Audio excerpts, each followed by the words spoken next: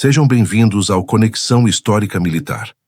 No vídeo de hoje, vamos conhecer uma das armas mais gigantescas, controversas e impressionantes já construídas pelo ser humano. O Grande Gustave, o maior canhão já utilizado em combate durante a Segunda Guerra Mundial. Muito mais do que uma simples peça de artilharia, o Grande Gustave representou a obsessão do regime nazista por armas colossais, capazes de causar impacto psicológico tanto quanto destruição física. Uma máquina tão extrema que, mesmo antes de disparar, já chamava a atenção pelo seu tamanho absurdo e pela complexidade logística necessária para colocá-la em operação. A origem do Grande Gustave remonta ao final da década de 1930, quando a Alemanha buscava soluções para superar um dos maiores desafios defensivos da Europa Ocidental, a linha Maginot.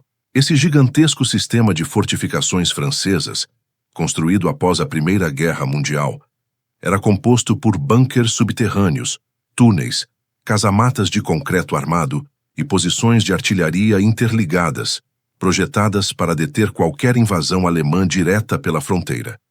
Para Adolf Hitler e o alto comando alemão, destruir essas fortificações usando artilharia convencional seria extremamente difícil. A alternativa encontrada foi desenvolver uma arma capaz de atravessar metros de concreto armado e atingir alvos profundamente enterrados. Coube à empresa Krupp, um dos pilares da indústria bélica alemã, transformar essa ideia em realidade. Desde o início, ficou claro que o projeto não tinha precedentes. Quando finalmente ficou pronto, o Grande Gustave impressionava por todos os aspectos.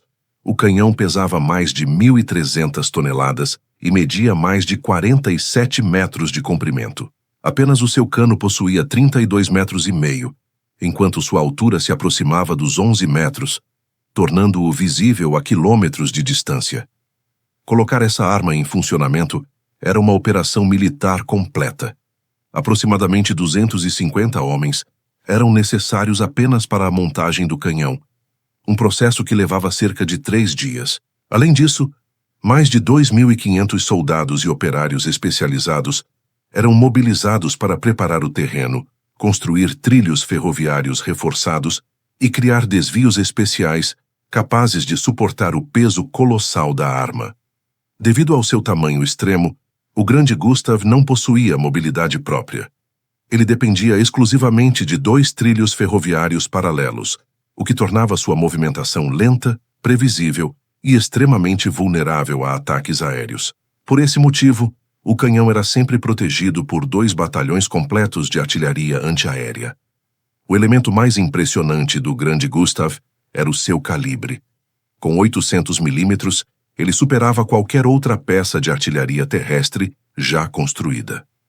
Para efeito de comparação, os canhões principais do encouraçado Bismarck, o maior couraçado construído na Europa, tinham calibre de 380 milímetros, menos da metade. O canhão utilizava 2 tipos principais de munição. Um projétil altamente explosivo, com cerca de 4.800 quilos, capaz de atingir alvos a até 48 quilômetros de distância. E um projétil perfurante, desenvolvido especificamente para destruir fortificações, pesando mais de 7 toneladas, com alcance aproximado de 38 quilômetros. Os efeitos desses disparos eram devastadores. O projétil explosivo podia abrir crateras de até 9 metros de profundidade, enquanto o projétil perfurante era capaz de atravessar até 7 metros de concreto armado antes de detonar. Em teoria, nenhuma fortificação da época seria capaz de resistir a esse tipo de impacto. Apesar de todo esse poder, o Grande Gustave não cumpriu o objetivo para o qual havia sido originalmente concebido.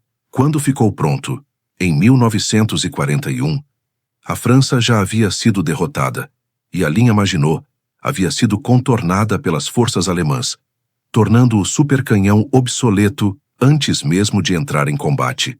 O único emprego real do Grande Gustave em combate ocorreu durante o cerco de Sebastopol, na Crimeia, em 1942. A cidade era considerada uma das posições defensivas mais fortificadas da União Soviética, com extensos túneis, bunkers subterrâneos e depósitos protegidos por espessas camadas de concreto e rocha. Após um enorme esforço logístico, o canhão foi transportado até a frente oriental por meio de um grande comboio ferroviário. A montagem começou em março de 1942 e o Grande Gustav ficou pronto para disparar em junho. Entre os dias 5 e 17 de junho de 1942, o supercanhão realizou 48 disparos contra posições soviéticas. O feito mais conhecido ocorreu quando o Grande Gustav conseguiu destruir um gigantesco depósito soviético de munições, escavado a cerca de 30 metros de profundidade dentro de uma montanha e protegido por mais de 10 metros de concreto armado. Apesar desse feito impressionante, o impacto estratégico do Grande Gustav foi limitado. A queda de Sebastopol ocorreu principalmente devido ao uso massivo de artilharia convencional, bombardeios aéreos e ataques de infantaria, e não exclusivamente pelo supercanhão. Após a batalha, o Grande Gustav foi desmontado e transferido para o norte da frente oriental, com a intenção de ser utilizado contra a cidade sitiada de Leningrado, em 1943. O canhão chegou a ser montado a dezenas de quilômetros da cidade, mas a ordem de disparo nunca foi dada, e ele não chegou a entrar em combate nessa frente. Em seguida, o Grande Gustav chegou a ser levado para a Polônia, com a intenção de ser usado em Varsóvia, em 1944. Mas a resistência polonesa foi esmagada antes que a arma pudesse disparar um único tiro. Dessa forma, o supercanhão também não teve qualquer participação direta nos combates na capital polonesa.